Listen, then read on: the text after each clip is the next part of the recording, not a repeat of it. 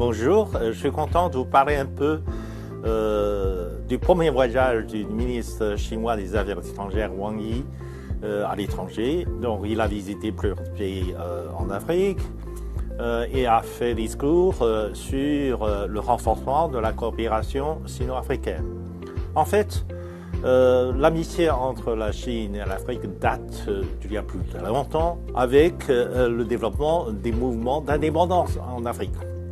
À l'époque, il y avait un mouvement politique très important à la fois en Asie et en Afrique.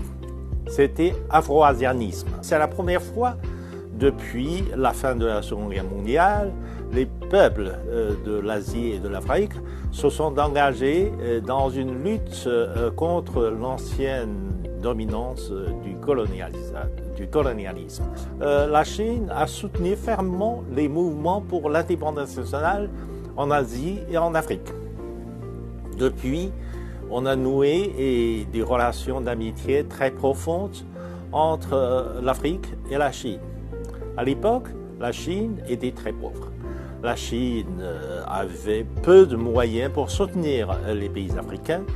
Tout de même, la Chine a aidé beaucoup de pays africains nouvellement indépendants à construire un système économique national, à construire des infrastructures et aussi à bâtir un système de santé publique.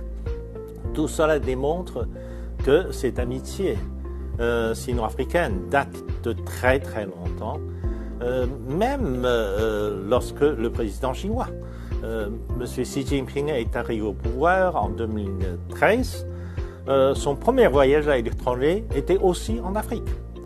Lorsqu'un nouveau président chinois est arrivé au pouvoir et son premier voyage à l'étranger est en Afrique, cela démontre l'importance que le dirigeant chinois attache à cette amitié traditionnelle entre l'Afrique et la Chine.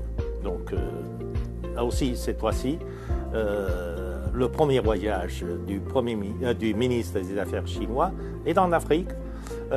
Ceci traduit la continuité de cette tradition des dirigeants chinois d'apporter une très grande attention au renforcement des relations amitiés entre le continent africain et la Chine.